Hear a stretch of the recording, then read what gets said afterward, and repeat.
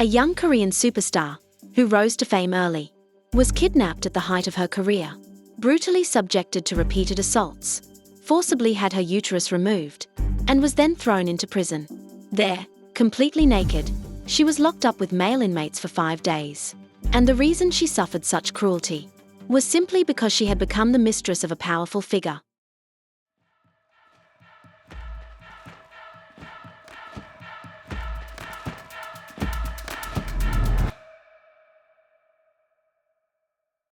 The ill-fated actress was named Jang Mi-hee, one of South Korea's top stars of the 1980s. Born in 1958, Jang Mi-hee stood out for her beauty from a young age. At just 17, she was discovered by a talent scout and entered TBC television in Korea as an acting trainee. From then on, her career in entertainment began. Jang Mi-hee was not only strikingly beautiful, she also possessed exceptional acting talent. In 1976, the production team for the Korean film The Story of Chun Hyang was searching for a lead actress. Chun Hyang-jian is a legendary love story on the Korean peninsula, as famous and cherished as Dream of the Red Chamber in China, a tale known in every household. At the time, a panel of journalists from Korea's major media outlets voted among 276 actresses to select the leading lady. The one who received the highest number of votes would win the coveted role. The victor was none other than 18-year-old newcomer Jang Mi-hee. It was a rare opportunity, and Jang Mi-hee seized it. The film became a huge success, and her portrayal of Chun Hyang made her an overnight sensation. Her fame skyrocketed, and she instantly became a household name across Korea. Her acting skills were also recognized, and opportunities flooded in from all directions. From 1977 to 1985, she appeared in 30 film and television works, each one stirring unprecedented public excitement. Reports at the time revealed surveys of Korean actresses' incomes, and Jang Mi-hee ranked as the highest-paid female entertainer in the country. Within the entertainment industry, many considered film actors superior to television actors, and the titles of Best Actor or Best Actress in film were seen as more prestigious than those in television. But Jang Mi-hee was the exception. She achieved outstanding success in both cinema and television. In 1981, she starred in the drama Yulwa and swept the television awards, winning the Best Actress crown. Afterward, she went on to claim multiple Best Actress honors at the Grand Bell Awards. She stood out as one of the most popular stars among the third generation of Korean actresses. Together with Jang Mi-hee and Yo Ji-in, she was celebrated as part of the second-generation Three Musketeers of Korean entertainment, the pinnacle of stardom among the pinnacles. Beyond her professional achievements, Jang Mi-hee's pure and charming appearance won the hearts of the Korean public. Because she so often portrayed innocent, virtuous heroines, she became the dream girl of many Korean men. Among those captivated by her beauty and grace were not only ordinary fans, but also high-ranking officials and powerful figures. One of them, remarkably, was then President Chun Doo-hwan. In 1980, Chun Doo-hwan was elected as South Korea's 11th president. At the time, Jang Mi-hee was only 23 years old. One was a political heavyweight, the other, a rising star at the peak of her fame. Korea's high society was already an intricate web, so for these two to develop a story together was almost inevitable. Chun Doo-hwan, eager to create opportunities for the two of them, often abused his power for personal gain. For a long period, whenever there was a state banquet or an award ceremony in Korea, Jang Mi-hee was always the first entertainer to receive an invitation. At one such high society banquet, the two finally met. Chun Doo-hwan, who had long coveted Jang Mi-hee, took the chance to approach her and expressed his feelings. But at that time, Chun Doo-hwan was already married. His wife, Lee Soon-jae, was the daughter of an influential and wealthy family. When she first met Chun Doo-hwan, he was only a low-ranking officer, so poor that when he fell ill, he could not even afford a glass of juice. Yet, out of love for him, Lee Soon-jae chose to be with him without hesitation. And after marriage, she took on the burden of supporting their household.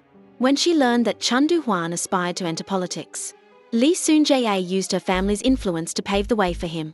She also ventured into business herself, investing in real estate, accumulating wealth and connections. It was precisely because of Lee Soon-jae's support behind the scenes that Chun Doo-hwan was able to rise step by step to the position he held. However, Chun Doo-hwan had little genuine affection for Lee Soon-jae. What he valued most was her background. When rumors spread about Chun Doo-hwan and Jang Mi-hee, many assumed it was only a passing affair, that over time they would tire of each other. After all, he was a married man, and the age gap between them was 26 years. Surely a beautiful and talented actress like Jang Mi-hee would never agree to such a relationship. Yet, whether Jang Mi-hee was moved by Chun Doo-hwan's persistence, or felt powerless before the weight of his political stature, she did the unthinkable. Even knowing that he had a family, she still resolutely gave herself to Chun Doo-hwan's embrace, becoming his mistress. Because of the unique identities of both parties, their relationship naturally drew widespread public attention. Rumors of their affair spread like wildfire. Yet instead of avoiding suspicion, the two grew even bolder and more intimate. Chun Doo-hwan often failed to return home at night, lingering endlessly in Jang Mi-hee's company. Not only did this distract him from state affairs, it also disrupted Jang Mi-hee's filming schedule, to the point where one of her dramas was pulled off the air by the network, nearly leading to her being blacklisted. Chun Doo-hwan even flaunted their relationship, openly taking Jang Mi-hee to high society venues time and again. Some foreign dignitaries, unaware of the truth, mistook the two for husband and wife. All the while, he showed no regard whatsoever for the feelings of his lawful wife, Lee Soon-jae. And Lee Soon-jae, as the First Lady, was by no means a woman to be trifled with. When she discovered that her husband was having an affair and publicly keeping a mistress, her anger boiled within. But as much as she hated the betrayal, she could not bring herself to strike at the man she loved. Instead, she turned her fury toward Jang Mi-hee, determined to use her own influence to teach the actress a brutal lesson. It is said that in 1981, while Jang Mi-hee was on set filming, she was forcibly abducted by men sent by Lee Soon-jae. This incident gave rise to what later became widely known in Korea as the infamous Jang Mi-hee scandal.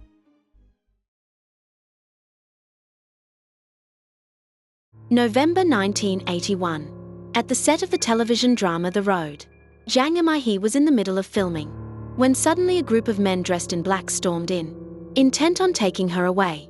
The television director initially tried to intervene, but when he saw that the leader of the group was none other than the bodyguard of First Lady Lee Soon-jae, he grew wary and dared not stop them. Jang Mi-hee was stunned by the sudden turn of events. A kidnapping scene, something she thought could only happen in a drama, was unfolding before her eyes in real life. At first, she did not feel afraid, because she believed she had the protection of the president himself. But in the end, she was forcibly taken away by the black-clad men. They brought her to a secluded private clubhouse and threw her onto a bed. It was then that fear truly gripped her. Curled up in a corner, she pleaded with them not to hurt her. She begged, promising that if it was money they wanted, she would give them as much as they asked. But these men ignored every word she spoke. They dragged her over and pinned her down with force, taking turns to assault her. Their actions were violent, showing no regard for her desperate cries for mercy. When the ordeal was over, Jang Mi-hee was left naked on the bed, her body covered in bruises, her lower body torn and in such pain that she could not even walk. Yet this brutal torment was only the beginning. The men then took her to a hospital, where they pinned her to a bed, forcing her legs apart with cruelty. Humiliation and terror consumed her. Tears streamed down her face as she cried and begged for them to stop. But it was all in vain. At that moment, a doctor entered the room holding a pair of scissors. Seeing this, Jang Mi-hee struggled and fell to her knees before the doctor and the men restraining her. Pleading for mercy, she begged them to spare her, promising she could give them money. But the doctor kept advancing step by step with the scissors in hand. Terrified beyond measure, Jang Mi-hee fainted. Taking advantage of her unconscious state, the doctor brutally removed her uterus. The next day, when she awoke and learned that her womb had been taken out, she felt as though her heart had been slashed by knives. Thinking of the woman she once was, and the nightmare she had now endured, she was plunged into utter despair. A few days later, when she was finally able to get out of bed and walk again, the black-clad men stripped her naked once more, dragged her into a vehicle, and transported her to a South Korean prison for violent offenders. This prison housed inmates convicted of the most serious crimes. Men sentenced to long terms, life imprisonment, or even death. When the men dragged the naked Jang Mi-hee into the facility, dozens of ravenous eyes from behind the bars locked onto her body. The black-clad men threw Jang Mi-hee into a cell, together with several hardened criminals, then left her there. It was not until 5 days and 5 nights later that she was released. What happened during those days remains unknown, but all of this was passed around only as rumor. The truth has never been backed by definitive evidence. Later, reporters sought confirmation from Jang Mi-hee herself. At first, she firmly denied everything, but when asked again at a later time, she chose to remain silent. Her shifting responses seemed suspicious, as though there was more to the story. By 1982, Jang Mi-hee decided to leave the entertainment industry altogether. She went to the United States for further studies, and thereafter remained there under the pretense of continuing her education. This fueled speculation among the Korean public that Jang Mi-hee had been forced into exile in America because of the Jang Mi-hee scandal. People believed that had she stayed in Korea, Lee Soon-jae's revenge would have continued. Others, however, argued that it was merely the guilty conscience of a mistress, fleeing to escape shame. As time went on, the uproar over the Jang Mi-hee scandal gradually faded.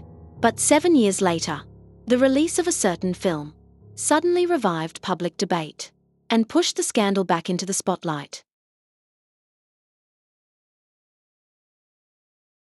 In 1989, a film titled Rainbow Over Seoul was released, and it immediately sparked heated discussion among the Korean public.